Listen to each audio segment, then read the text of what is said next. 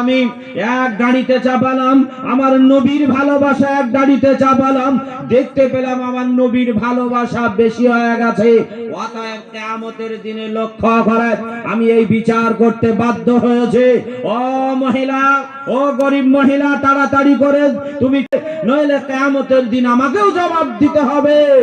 ওই গরিব মহিলা তীর ধনুক হাতে নিয়ে জমিনে বসে গেল। বসে যাওয়ার পর বলল, বাদশাহ, আল্লাহর তরফ থেকে আমি ক্ষমা করে দিলাম, আমি বাদশাহ তোমাকে মারব না।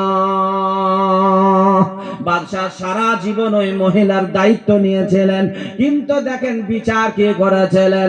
আল্লাহর নবী বলেন, আন আবি হুরায়রা রাদিয়াল্লাহু তাআলা আনহু قال قال رسول الله صلى الله عليه وسلم يقول سبعة يذلهم الله في ظله يوم لا